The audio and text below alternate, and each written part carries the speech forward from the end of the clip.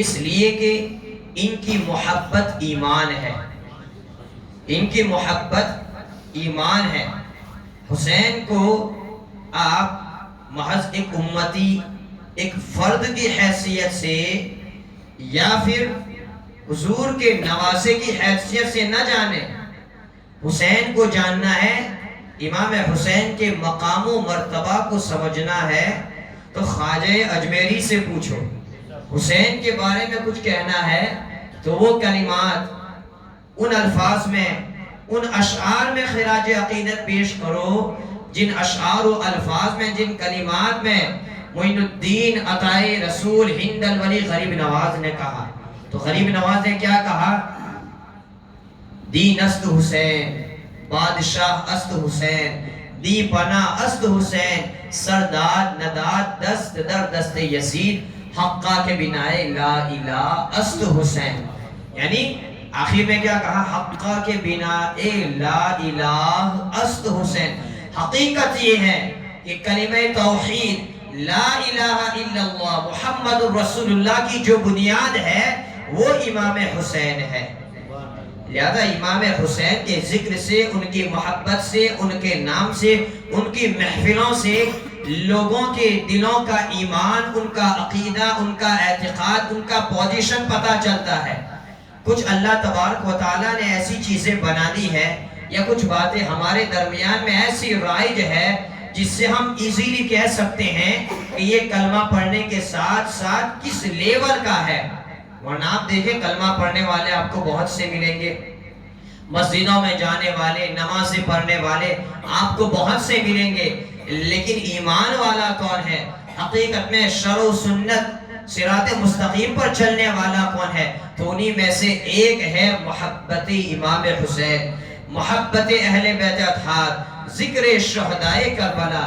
ورنہ آج بہت سی مساجد کو دیکھیں گے وہ بھی کلمہ پڑھتے ہیں، بہت سی مسجدوں کو دیکھیں گے جو قرآن کو مانتے ہیں، نمازیں پڑھتے ہیں، لیکن آج ان کی مسجدیں ویران نظر آتی ہیں، ان کے یہاں ذکر حسین ہے ہی نہیں۔ اور اسی لیے تو، اور آج تو سوشل میڈیا کا ایسا دور ہے کہ آج ایسا سمجھو دین کو بچانا بڑا دشوار ہو گیا ہے۔ دین کو بچانا جیسا کہ حضور، جیسا کہ قیامت کی نشانیوں میں سے ہے کہ جیسے ہاتھ میں انگارہ لینا، آدمی قبرستان میں جا کر افسوس کرے گا کہ کاش میں ان کی طرح میں سویا ہوتا۔ دین کو بچانا ایسا دشوار ہو جائے گا۔ اور آج ہم دیکھ رہے ہیں کہ دین کی باتوں کو اپنی منشا اور مرضی کے مطابق لوگ بدلتے نظر آ رہے ہیں، خود اپنی منمانی کی تفسیریں کر رہے ہیں، جس کو دین کے بارے میں کچھ پتہ ہی نہیں ہے کہ کتنے حروف ہے، کیا ہے، وہ لوگوں کو دین سمجھا رہا ہے، خود بھی گمراہ ہو رہا ہے، دوسروں کو بھی گمراہ کیا جا رہا ہے، چاہے وہ اہل بیت کی محبت میں ہو، چاہے وہ صحابہ کی عداوت میں ہو۔ اگر دیکھا جائے اللہ کے رسول صلی اللہ علیہ وسلم نے جس طریقے سے ہمیں محبت اہل بیت کے تعلق سے درس دیا ہے، اسی طریقے سے حضور نے فرمایا ہے یہ میرے صحابہ کون ہے۔ لیکن آج ہم دیکھیں تو وہی کلمہ پڑھنے والے جو اپنے آپ کو سنی کہتا ہے، جو اپنے آپ کو صحیح العقیدہ کہتا ہے، تو ایک طرف وہ ایک جانب اہل بیت کی محبت کا دم بھرتا ہے تو دوسری جانب صحابہ کرام کی گستاخی کرتا نظر آ رہا ہے۔ چاہے وہ کوئی بھی صحابی ہو، کسی بھی صحابی کی گستاخی دین میں، اسلام میں، اہل سنت میں تسلیم نہیں کی جاتی ہے۔ اور اگر خصوصاً بات کرے حضرت امیر معاویہ صحابی رسول کاتب وحی، جن کو امت کا ماموں کہا جاتا ہے، آپ کے تعلق سے مولانا روم نے مثنوی شریف میں آپ کو امت کا ماموں کہا ہے، ان کی گستاخی کی جاتی ہے۔ یہاں تک کہ یہ گستاخی کرنے والے اس حد تک پہنچ گئے کہ جن کی صحابیت قرآن سے ثابت ہے، حضرت ابو بکر صدیق رضی اللہ تعالی عنہ، آپ کی صحابیت قرآن سے ثابت ہے۔ اللہ تبارک و تعالی فرماتا ہے کہ ان اللہ معنا، یعنی اللہ تعالیٰ نے کہا کہ حضور صدیق اکبر کو ان اللہ معنا، جب صدیق اکبر نے گھبراہٹ کا احساس کیا غار میں، تو حضور نے کہا اللہ تعالیٰ جس کو فرما رہا ہے ان اللہ معنا، بے شک اللہ ہمارے ساتھ ہے۔ تو گستاخی کرتے کرتے اس شخصیت تک پہنچ گئے جن کا مقام و مرتبہ ہے. حضور محدث اعظم ہند کہتے مرتبہ حضرت صدیق کا ہے یہ سید، ہر فضیلت کے وہ جامع نبوت کے سوا. کیوں؟ یہ سوشل میڈیا کا فیضان کہ ایک طرف اہل بیت کی محبت میں آپ کہاں کہاں تک پہنچ گئے، تو دوسری طرف یہی کلمہ پڑھنے والے اہل بیت کو نشانہ بنا رہے. یہ ایسا ماحول ہے جو اپنے آپ کو صحیح العقیدہ کہتا ہے، سنی کہتا ہے، نہ ان کی زبانوں پر ذکر اہل بیت ہے، نہ ان کی مسجدوں میں ذکر شہدائے کرب و بلا ہے. تو یہ گمراہ، ان کو چھوڑا وہ بھی گمراہ، ان کو چھوڑا وہ بھی گمراہ. لیکن ہم اہل سنت و جماعت ہے جن کے ہاتھ میں ہم نے اپنے دامن میں، ہم نے اپنے ہاتھ میں صحابہ کے دامن کو بھی تھاما ہے، اہل بیت کے دامن کو بھی تھاما ہے. لہذا یہ محفلیں اس لیے ضروری ہے تاکہ آپ کو پتہ چلے اہل بیت کون ہے، کیا ہے، ان کا مقام کیا ہے، تو دوسری جانب صحابہ کیا ہے. ورنہ میں تو دیکھتا ہوں ایسے ایسے پروپگنڈے، ایسے ایسی پلاننگیں، حالانکہ جن کا ذکر بلند ہے، اونچا ہے، ان کے ذکر کو ہم کریں یا نہ کریں کیا فرق پڑتا ہے، لیکن پردے کے پیچھے یہ بھی کیا جا رہا ہے. لیکن اگر آپ کے دل میں اگر کسی صحابی کا ذکر ہوتا ہے یا اہل بیت کی تعریف ہوتی ہے، اگر آپ کے دل میں خدشہ پیدا ہو جائے، سمجھ جاؤ ابھی ایمان و عقیدے میں کچھ کھوٹ ہے. اگر کسی صحابی کا ذکر ہو اور اگر دل میں آپ کے جلن ہو جائے، سمجھ جاؤ ابھی کچھ کھوٹ باقی. اللہ تعالیٰ فرماتا ہے وَقُلْنَا وَعَدَ اللَّهُ الْحُسْنَ.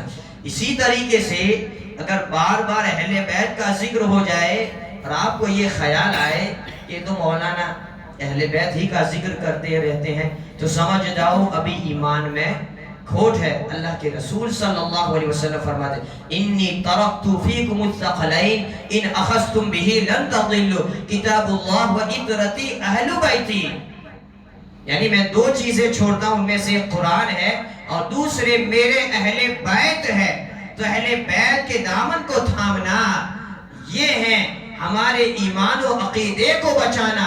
ورنہ میں نے علماء کو بھی دیکھا ہے، میں نے بڑے بڑے متقی اور پرہیزگار، تقوی اور پرہیزگاری کے دعوے داروں کو بھی دیکھا ہے کہ وہ اہل بیت سے نفرت اور دشمنی کرتے نظر آ رہے ہیں.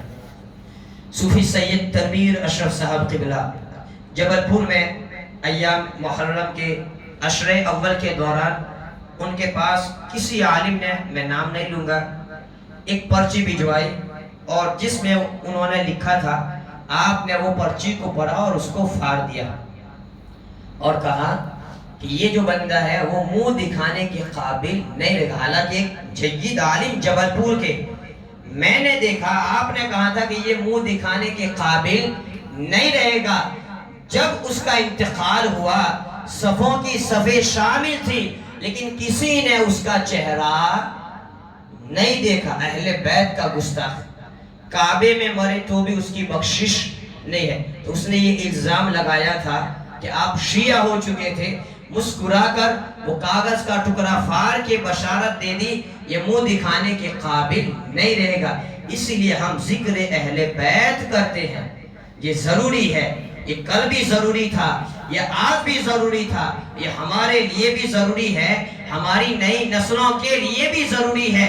اس لیے کہ اگر ذکر اہل بیت کی آڑ میں اگر آپ صحابہ کی گستاخی کر رہے ہیں تو یہ بھی برداشت نہیں کیا جائے گا، اور اسی طریقے سے صحابہ کی آڑ میں اگر اہل بیت کو نشانہ بنا رہے ہیں تو یہ بھی نہیں چلے گا. اور آج یہ چل رہا ہے، ہم دیکھ رہے ہیں، بات یہاں تک آ گئی ہے. میں نے صحابی کا بتا دیا، حضرت امیر معاویہ کرتے کرتے لوگ حضرت ابو بکر صدیق تک پہنچ گئے، یہاں تک کہ اسی طریقے سے اہل بیت کی دشمنی میں لوگ یہاں تک آ گئے، استغفر اللہ معاذ اللہ کہنے والے یزید کو امیر المؤمنین تک کہہ رہے ہیں، کہنے والے یزید کو معاذ اللہ لعنت اللہ علیہ، جس پر اللہ کی لعنت ہے، لیکن کہنے والے کہہ رہے یزید رضی اللہ تعالیٰ. تو یہ کہاں تک، یہ کیا جا رہا ہے؟ اس لیے ضروری ہے کہ اگر سوشل میڈیا، موبائل اور یہ سارے پلیٹ فارم کہیں آپ کو نہ بہکا دے، کہیں آپ کے بچوں کو نہ بہکا دے۔ ہو رہا کہ نہیں؟ ایسا ہو رہا ہے، اہل بیت کے ذکر کو دبایا جا رہا ہے۔ کہیں سیدہ فاطمہ کی گستاخی منبر رسول پر، کہیں سیدہ فاطمہ کو خطاکار کہا جا رہا ہے، کہیں پر امام حسین کے تعلق سے واقعہ کربلا میں جو پیش آیا اس کو اندیشہ اور خطرہ کے ساتھ پیش کیا جا رہا ہے، لیکن حقیقت میں اسی کا ایمان بچا رہے گا، اسی کے ایمان کی سلامتی رہے گی جو پوری زندگی ذکر حسین کرتا رہے گا۔ اور ذکر حسین کرنے کا مطلب نہیں ہے، یہ نہیں ہے کہ آپ کی جیسی مرضی ہے، جیسا آپ نے چاہا ویسا آپ نے ذکر امام حسین کر لیا۔ حقیقت میں آپ حسینی پرچم لہرانے والے ہیں، حقیقت میں آپ اہل بیت کے وفادار ہیں، حقیقت میں آپ حضور سے محبت کرنے والے ہیں۔ تو جو ذکر حسین کرنے کا طریقہ ہے یہ طریقہ ہے، محفلیں سجاؤ، ان محفلوں میں کردار حسین کو پیش کرو، محفلیں سجاؤ، ان محفلوں میں واقعہ کربلا کو پیش کرو، محفلیں سجاؤ، ان محفلوں میں آپ بتاؤ آخر کیا ضرورت پڑ گئی جس کی وجہ سے امام حسین نے اپنے کنبے اپنے خاندان کو لٹا دیا، آخر کیا ضرورت پڑ گئی جس کی وجہ سے اتنا بڑا تاریخی واقعہ پیش آیا۔ یہ ہے حقیقت میں محبت حسین، یہ ہے محفل شہدائے کربلا۔ اور اگر اسی طریقے سے آپ نے امام حسین کے نام پر شرع اور سنت کی آپ نے پابندی نہیں کی، اور امام حسین کے نام پر اگر آپ نے ایسے افعال کیے، اگر آپ نے ایسے کام کیے، تو ہرگز ہرگز آپ یہ نہ جانیں اس لیے کہ امام حسین اور اہل بیت کی محبت میں جو خلو کرتا ہے، جو آگے بڑھ جاتا ہے، تو وہ بھی اس کا ایمان بھی کام کا نہیں ہے، اور اسی طریقے سے جو گستاخی کرتا ہے اس کا ایمان بھی کام کا۔ تو انشاءاللہ ہم 10 روز آپ کو مختلف انداز میں پورا واقعہ کربلا بھی سننے کو ملے گا، امام حسین کا سفر، مدینے سے جس سفر کا آغاز کیا جاتا ہے، آغاز ہوتا ہے، آخر کیوں آپ نے مدینہ کو چھوڑا، آپ کو مجبور کیا گیا وہاں سے لے کر آپ کا مکہ جانا، کربلا جانا، دوران جو بھی واقعات پیش آئے، ساتھ ہی ساتھ کوفہ میں کیا واقعات پیش آئے، ساتھ ہی ساتھ یزید، یہ ساری چیزیں انشاءاللہ پورا واقعہ کربلا شرح و بسط کے ساتھ، توالت و تفسیر کے ساتھ آپ کو سننے کو ملے گا، اور دیگر جو بھی دوسری باتیں ہیں۔ لہٰذا میری گزارش ہے آپ ان محفلوں کو نہ چھوڑیں، اور یہ میرا وجدان، میرا دعویٰ ہے، بخشش جو ہوگی کوئی یہ نہ سمجھے کہ عبادت کی وجہ سے بخشش ہوگی، عبادت کی وجہ سے جس کو بھی اللہ تبارک و تعالیٰ بخشے گا اس کی رحمت کی وجہ سے، کوئی بھی ایسا نہ سمجھے کہ میری بخشش میری عبادت کی وجہ سے ہوگی، عبادت کی وجہ سے نہیں، اللہ کی رحمت کی وجہ سے۔ اور یہ جو محفلیں ہوتی ہے رب کی رحمتوں کو تلاشنا ہے، رحمت خدا بہانا بھی جویت۔ کل اٹھ کے ہم یہ کہہ سکتے باری تعالیٰ ہمارا دامن عبادتوں سے خالی ہے، لیکن اس دامن میں تیرے نبی کے نواسوں کی محبت ہے۔ باری تعالیٰ ہم نہیں آتے تھے، ہم اچھے اعمال نہیں کرتے تھے، لیکن جب جب تیرے نبی کے نواسوں کے نام پر ہمیں بلایا جاتا تھا ہم لبیک کہتے ہوئے حاضر ہو جاتے تھے۔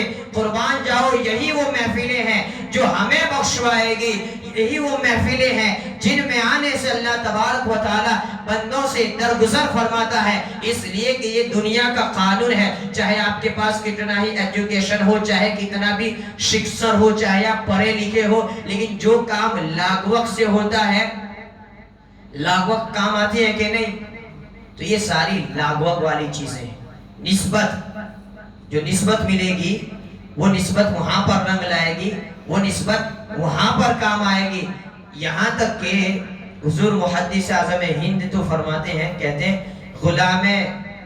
غلامہ نے آل نبی کا یہاں بول بالا وہاں بول بالا۔ سید کی بات نہیں ہے، سید کے غلام کی بات نہیں ہے، ان کے غلاموں کے غلام کی بات ہے۔ غلامان آل نبی کا، جو آل نبی کا غلام ہے، اور اس غلام کا جو غلام ہے، حضور محدث اعظم فرماتے ہیں غلامان آل نبی کا یہاں بول بالا وہاں بول بالا، یہ سید ادائے غلامی تمہاری سیادت نہیں ہے تو پھر اور کیا ہے۔ حضور محدث اعظم خود سید ہونے کے باوجود کہتے ہیں کہ سید کو اس غلامی سادات کی جو نسبت ہے اور اسی میں میری سیادت ہے۔ غلامان آل نبی کا یہاں بول بالا وہاں بول بالا۔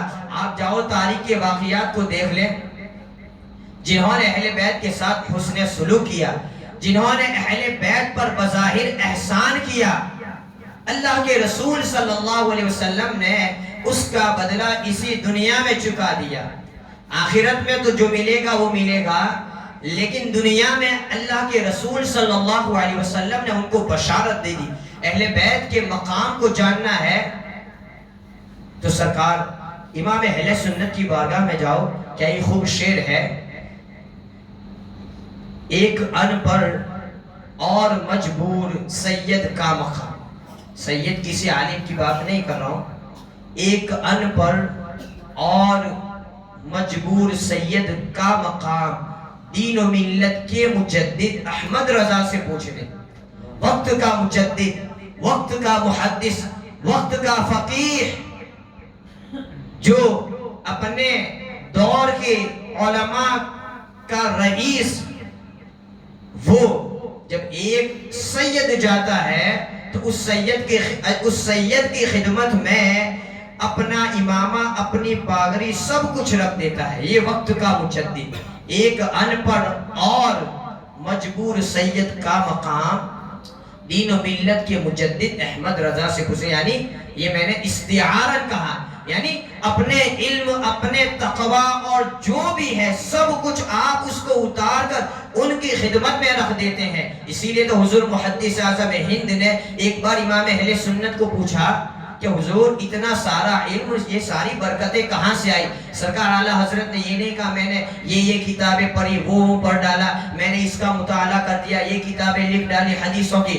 سرکار اعلیٰ حضرت فرماتے ہیں امام حضور محدث اعظم ہند کو کہ یہ تمہارے دادا کا صدقہ ہے، اور اشارہ تھا سرکار بغداد کی طرف، یہ تمہارے دادا کا صدقہ ہے، یعنی یہ میری محنت نہیں ہے، یہ بزرگوں کا کرم ہے، یہ سیدوں کی عنایت ہے۔ اسی لیے اعلیٰ حضرت بھی کہتے ہیں، یعنی یہاں پر بھی سید کا غلام، آپ کا شعر ہے کہ سید، یعنی یہاں پر بھی سید کا غلام بنا اور اٹھا بھی تو مجھے سید کا غلام اٹھا۔ تو یہ ہمارے بزرگوں کا کردار ہے۔ لیکن آج آپ دیکھیں، دو چار کتابیں پڑھنے والا یا پھر دو چار کلپیں پڑھنے والا اپنے آپ کو سمجھتا ہے کہ میرے پاس سب کچھ آ گیا، میں سب کچھ جاننے والا ہو گیا۔ سیدوں کے مقابلے میں کوئی عالم اپنے آپ کو نہیں سمجھتا۔ تو یہ سارا کا سارا سوشل میڈیا کا فیضان ہے۔ تو یہ میں عرض کر رہا تھا، جس نے سیدوں کی خدمت کی، اہل بیت کا احترام کیا، اللہ تعالیٰ نے ان کو فراموش نہیں کیا۔ یہاں بھی ملا، یہاں بھی بول بالا، وہاں بھی بول بالا۔ یہ ایک قانون قدرت ہے، یہ حضور کی عنایت ہے۔ یہاں تک کہ شیخ محی الدین ابن عربی، نام آپ نے سنا ہوگا، شیخ محی الدین ابن عربی، وہ اپنی کتاب میں لکھتے ہیں، حضرت عبداللہ ابن مبارک سے روایت کرتے ہیں کہ مجھے حج کا بڑا شوق تھا اور یہ خبر ملی کہ بغداد سے حجاج کرام کا قافلہ جا رہا ہے، لہٰذا میں بغداد گیا اور اپنی آستین میں دینار وغیرہ کو چھپا کر، پہلے کے زمانے میں phone pay, Google pay, on line sub transaction نہیں ہوتا تھا، صدری وغیرہ میں چھپاتے تھے، یہاں وغیرہ سفر میں اندیشہ ہوتا تھا۔ تو کہتے ہیں کہ میں نے چھپا کر جب میں مارکیٹ میں گیا، جب بازار میں گیا کچھ خریدی کے لیے، تو مجھے ایک عورت مجبور نظر آئی جس نے کہا کہ میں سید زادی ہوں، 2-4 دن سے میرے بچوں نے کھانا نہیں کیا، نہ ان کے پاس پہننے کی کپڑے ہیں۔ میں نے یہ سوچا، حالانکہ مجھے حج کا بڑا شوق تھا، لیکن اس عورت کو دیکھ کر میرا ارادہ میں نے موقوف کر لیا اور میرے پاس جو بھی تھا میں نے اس عورت کو دے دیا، اور اللہ تبارک و تعالیٰ نے حج کا شوق بھی میرے دل سے نکال دیا۔ یعنی یہ کہ کوئی بات نہیں، انشاءاللہ جب اللہ تعالیٰ چاہے گا تب میں کروں گا۔ پھر وہ واپس آ گئے، یہاں تک کہ جو آپ کے رفقا، جو ساتھی تھے، جو قافلہ تھا، وہ قافلہ حج کرتے ہوئے جب واپس آیا، آپ نے چاہا کہ اگرچہ میں حج تو نہیں کر سکا، لیکن یہ جو قافلہ ریٹرن آیا ہے، یہ جو میرے دوست ساتھی ہیں، ان کی تو میں ملاقات لے لوں۔